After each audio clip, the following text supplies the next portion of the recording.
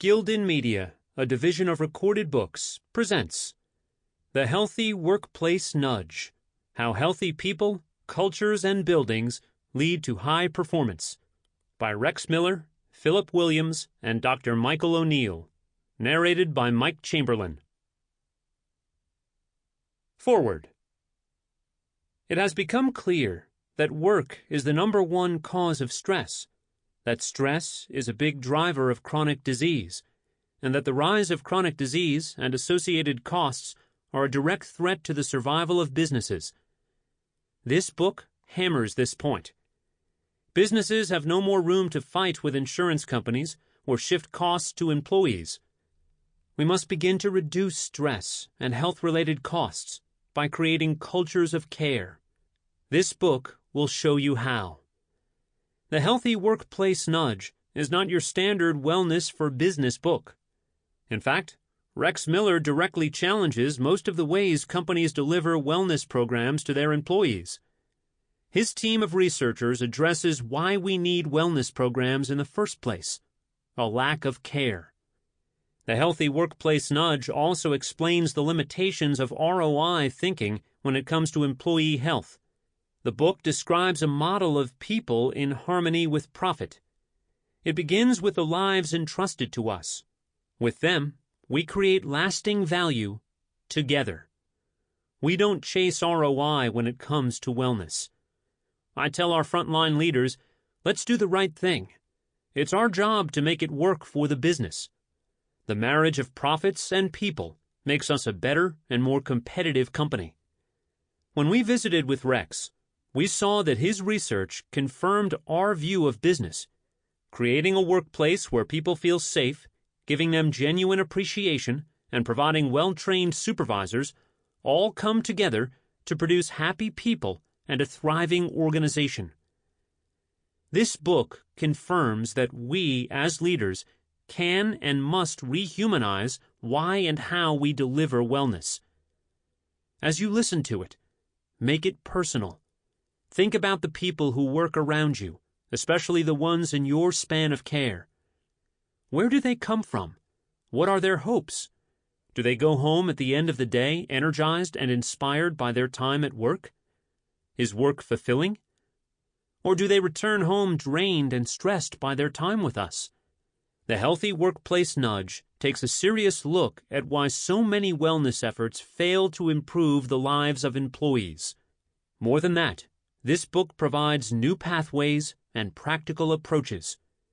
Most importantly, it calls for a new kind of leadership, a leadership of care. Bob Chapman, CEO, Barry Waymiller. Co-author, Everybody Matters: The Extraordinary Power of Caring for Your People Like Family. Introduction. The Elephant Whisperer. In his book, The Righteous Mind, Jonathan Haidt suggests that we are all like a rider on an elephant. The rider is our conscious mind. It is intelligent, rational, and intentional. It thinks, decides, and acts. But here's the problem. We lumber along atop an enormous beast of culture, subconscious desires, assumptions, genetic predispositions, and complex webs of fear, biases, and subjective experiences and feelings. The elephant is going to go where the elephant is going to go. Our conscious mind can choose and announce all at once, but the elephant is larger. The Healthy Workplace Nudge tells the story of good intentions, rationality, and high levels of intelligence, all riding an impenetrable, unresponsive, and resistant leviathan. That brute has been around a very long time and is not threatened by anything the rider could imagine. 10 years ago, I and some associates created an approach to solving unresponsiveness and resistant dilemmas, known as wicked problems. They're not wicked in a moral implication, but in the sense that they cannot be solved, only navigated. But first, we had to change conversations that were stuck. We called that process mind shift. And a mind shift has to first become an elephant whisperer. To whisper to the elephant is to build certain triggers, chutes, and ramps into the elephant's thinking. For example, Richard Thaler, the 2017 Nobel Prize winner in economics, has captured the behavioral economics idea of nudge. A nudge is a subtle design in buildings, policies, strategy, marketing, food choices and sizes, and other nuances in society that make the good choices easier. A nudge also flips the narrative. For example, from quit killing yourself to start living younger. Reframing the narrative is the fresh start nudge. For our purposes, a nudge is anything that makes it easier for the elephant to pick a better path. You will meet several intelligent riders, lumbering elephants, and nudges in this book. This journey started several years ago when I saw the powerful and transforming result of an office working together to explore what wellness and well-being meant to them. CBRE is the largest real estate company on planet Earth. Their Los Angeles office, rebuilding after the Great Recession, worked with wellness and design professionals to translate their vision into a new kind of workplace. That resulted in the first corporate space to bring medical and building science together. It revolutionized their business and their own people. Furthermore, it attracted thousands of curious leaders and professionals to come, see, and learn. I was one of those who made the pilgrimage, and I came away fascinated. But, to some degree, touring that space was like watching a well-staged magic trick. The workspace was impressive, but something of an illusion. The real magic came from the unseen journey the leader and his people took to create that space. The outcomes weren't predicted or even likely. So, I asked them what I've asked others with comparably enchanted workplaces. How did you pull it off? How did you survive the politics and pushback? Why did you think you could do it? What stories describe how you lost your naivete? Where did it almost fly off the tracks? How did it turn around? How did it change you and your people? In most cases, their answers did not present a scripted list of lessons learned, but rather a chronicle of the journey's insights. The process as a journey is the key to taming the elephant. Each organization raises and rides a different one. Unlike what is described in many business books, we found patterns, not formulas. Simply plucking the lessons from an expert rider and applying them to your elephant typically fails. Elephants are also social animals. The same thing is true for great projects and work. The environments we create to facilitate work become proxies for how well we work and live together. CBRE did not direct their employees to swallow something new. They engaged their people and their culture and created a highly social process that resulted in the byproduct, a magical environment. They had to let go of previous assumptions about how they once accomplished work, what a normal office might look like, design, and wellness. They had to wake up in a new world every morning, literally making it up as they traveled. To do that required them to whisper new directions to the elephant. Trust me, this is a gut-wrenching, exhausting, stressful, and humbling process. But it produces something of immense value. They created something new, a place that truly embodied health and well-being by introducing medical science into design. You've heard the old adage that the process of making a great sum of money is more valuable than the money itself. In that sense, CBRE's process was worth far more than what the eye could see. The process of creating their new home provided the context to learn a new way to work together. I went back several times, trying to understand what was in the process to produce such transforming power. But before I figured it out, I fell under the same spell. I concluded that they had simply found a way to do wellness better. And that naive assumption is where our work really started. We started by believing the wellness elephant was not only large, but wise, sensitive, and caring. In time, we began to realize we fell into an illusion. So, we had to dig down through the strata of illusion to the bedrock of reality. In the lost craft of barn raising, not only was the barn built much faster, but the deepened intimacy, trust, reciprocity, sense of purpose, satisfaction, celebration, and learning also made priceless contributions to the community. Our collective journeys to wellness carry the same potential of barn raising. The barn didn't cause the performance boost. It was a catalyst for what happened.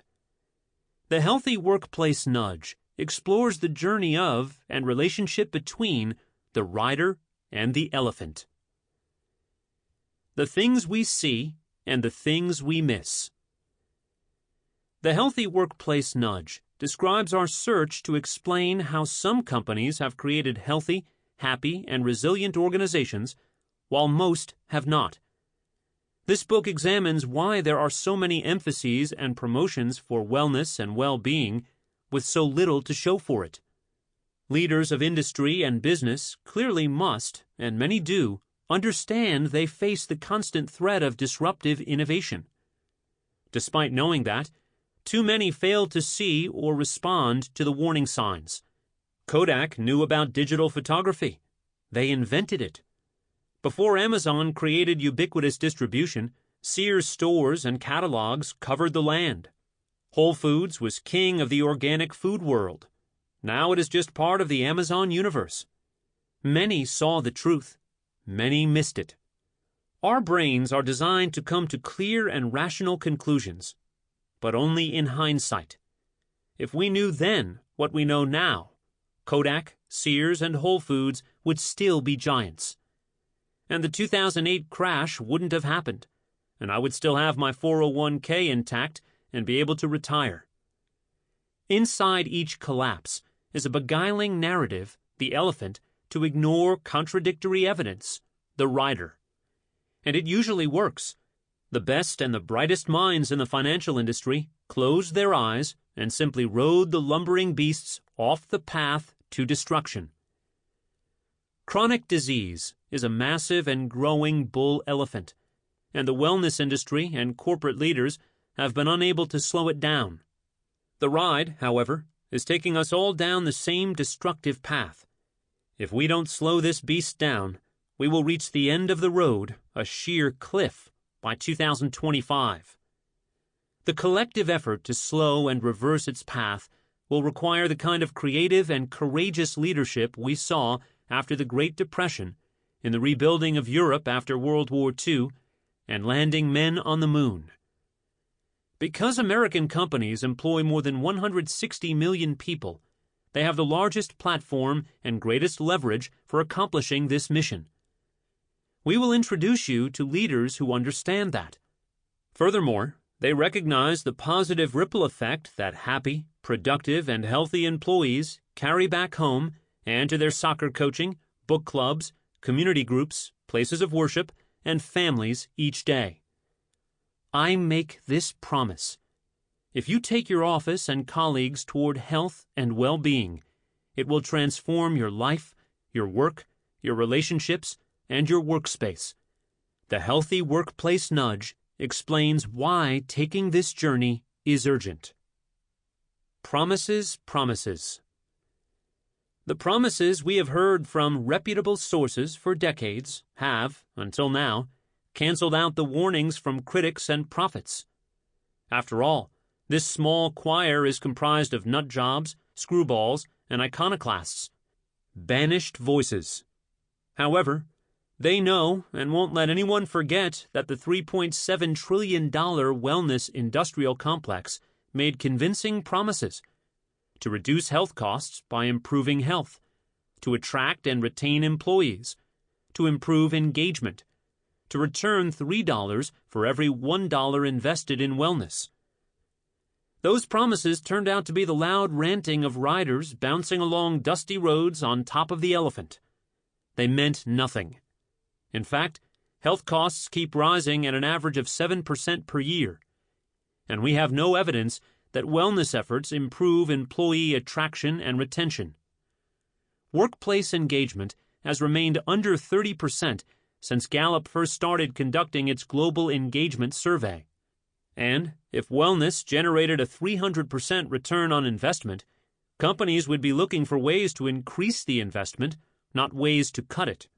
Our Well Mindshift project, including more than 100 industry experts and business leaders, concluded that wellness efforts, as they are today, cannot deliver any of its promises. But we did find hope for the future of the workplace and the country. You will find that hope detailed in vivid stories from all across the country. In most cases, these are not brilliant leaders running complex, sophisticated programs. Rather, you will meet serious, down-to-earth, tenacious, and healthy leaders who are easy to talk to and continually curious, courageous, and caring. The question is, if it is that simple, why isn't everyone doing it? That is what our Mindshift team worked hardest to understand. I think the answers will drive you to devour, underline, highlight, and dog-ear the pages. Regardless if you're in charge, in a support role, or stuck in an organization that doesn't get it, you will pause several times and think, if they can do it, we can too. The View from the Ridge. Several years ago, my older son and I joined a 10-person expedition backpacking through a 140,000-acre preserve in New Mexico's Sangre de Cristo Mountains. We hiked 110 miles in 10 days, including 8 mountain ascents. Our expedition required 8 months of preparation. We learned how to pack light, how to set up camp in the dark, meticulously clean our campsite, and protect our food from bears. And then, after 3 days with our guide, we were suddenly on our own. We suffered a few injuries and weathered a lightning storm on a mountain ridge. We saw bears and rattlesnakes, but we also saw pure mountain streams and breathtaking sunsets. We tripped, stumbled, bled, and cursed like sailors in front of our sons. But we also discovered the quiet and sublime joy of sitting around an evening fire, just listening to the lazy pops of the crackling fire. It took me 3 days to unplug from my digital dependence and frantic pace. I finally slipped into a new rhythm and found deep joy in our grand adventure. We spent our last night atop the preserve's most recognizable landmark, Tooth of Time. The 500-foot granite monolith tops the 9,000-foot peak, providing a panoramic view of the 140,000 acres. From that vantage point, we could see the great sweep of our trail. From that magnificent overlook, as we mountain men relived the expedition, the trail took on a new dimension. We connected the dots we missed when we were down there. We saw the seamlessness of that gorgeous habitat as we had not seen it before. As I listened to the boys touching the bonds of their shared experiences and stories, I felt wistful that the journey would end tomorrow. We sat on the ridge at sunset and watched the valley slowly darken. Some of the boys slept on the ridge in order to be awakened by the sunrise. Tracing the 10 days and seeing the finish several miles below generated the energy for a final push. Our descent took several hours hiking along the switchbacks, but eventually we arrived at the finish line. I just wanted to cross the line and get to the camp for a shower. But one of the boys was thinking like a leader. Hey, let's cross this together at the same time. He captured the magic our journey produced. We started as a collection of naive and dissimilar individuals. We finished as a closely bonded and seasoned team. When we finally arrived into camp, we saw the next wave of crews coming in. Our boys eagerly told the newbies of the mountain sights, thrills, and challenges to come. They had the right. They earned the patch. Our Mindshift group has now come down from our patrol in search of wellness. I think we earned the patch. Like the trek with my son, this exploration of new territory took us to unimagined discoveries about the territory, but perhaps more about ourselves. We are forever changed. This section is a practical guide to the book. Let it give you a lay of the land and whisper some guidance for what you will see, hear, taste, touch, and smell. Just as I could not have made the mountain trek alone, I couldn't have completed this project alone. We have crossed over into uncharted territory for business, our society, and our personal lives. One big lesson to take from this book is the journey itself is the point. It's the solution far more than the artifacts we discovered along the way.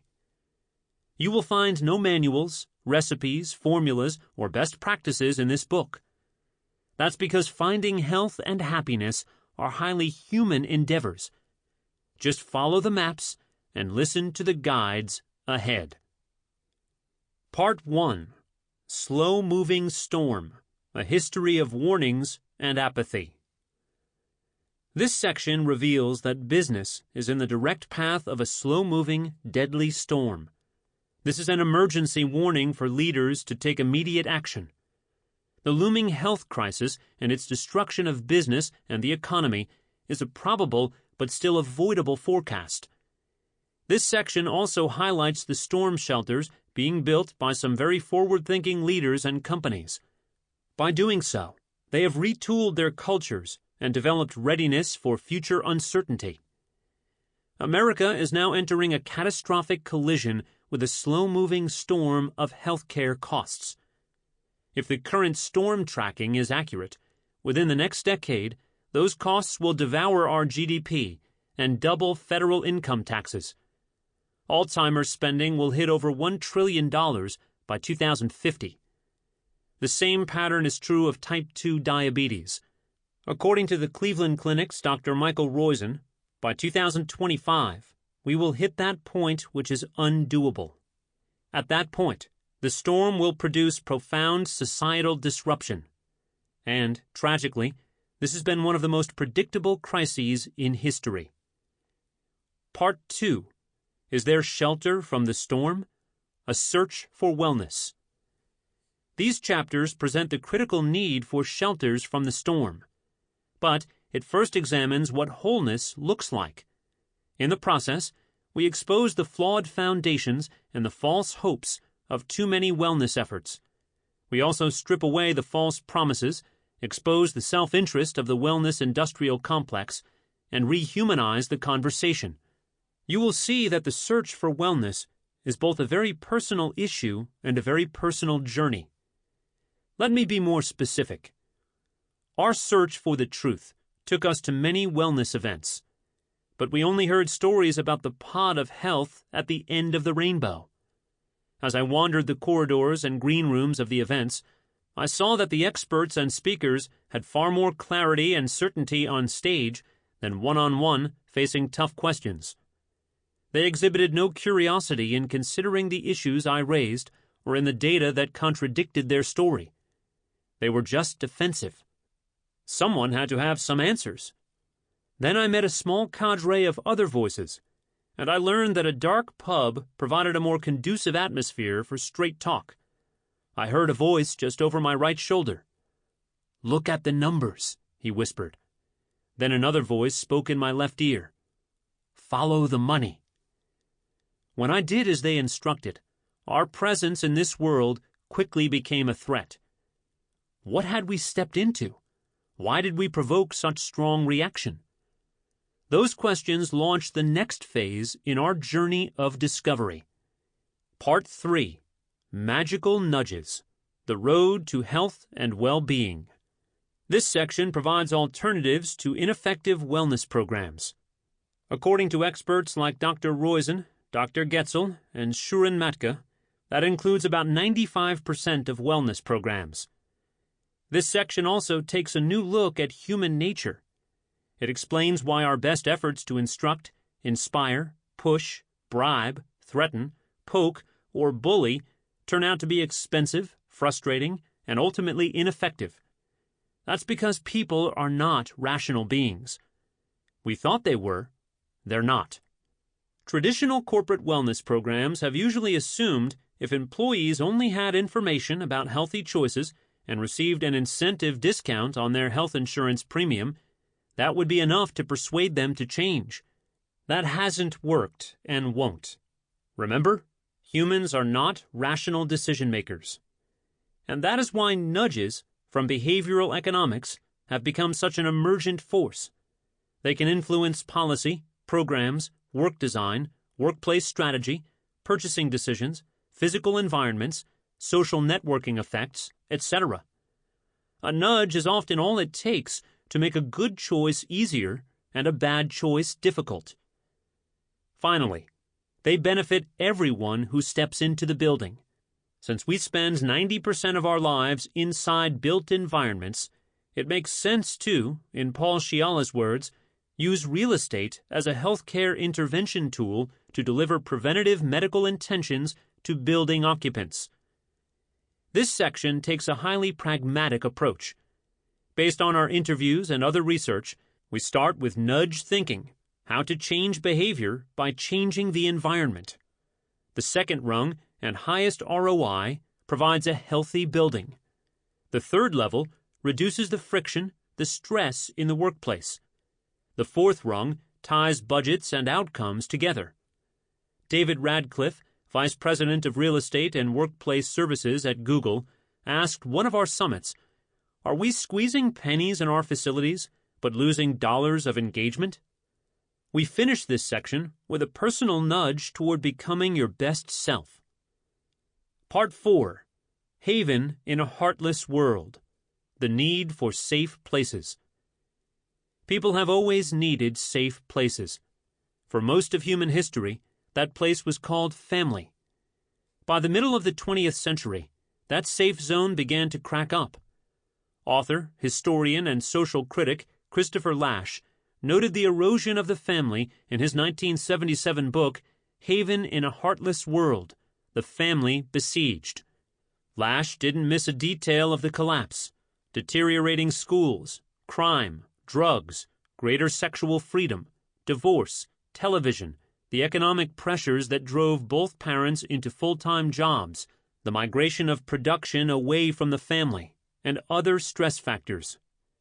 As meager and inadequate as it was, corporate America's creation and expansion of wellness programs demonstrated a need to help build safe places for one another. Even the emergence of the wellness industrial complex validates the societal reach for safe havens. That same reach motivates the voices that challenge the complex. Regardless of the vast disparities in what we see, we all give cohesive witness to the need for a human touch in all our relationships, institutions, policies, technologies, and habits. Part 4 describes how companies are creating safe havens through healthy cultures and engaged leadership. It provides a leadership roadmap for first chair and second chair leaders. It reinforces the promise and potential of creating workplaces that are human-centered enterprises in harmony with performance and profits. This section reveals the new havens in a heartless world, the companies that surpassed simple concern about healthcare costs and saw the historical opportunity to do the right thing. They built better environments, reduced stress, and properly handled those who show up every day in their factories, plants, farms, offices, and social service institutions. Several of these leaders see an even larger picture than a vital and engaged workforce. They see the domino effect of sending happy employees home who feel safe, appreciated, strengthened, and cared for. The listener will meet leaders and organizations that have successfully built cultures of care. Finally, this section will help you, the listener, understand how to do that within your own sphere of influence. You too can become an elephant whisperer. Part 1. Slow-Moving Storm. A History of Warnings and Apathy. Chapter 1. A Slow-Moving Storm. The Existential Threat to Business and the Economy. Sound managerial decisions are at the very root of their impending fall from industry leadership.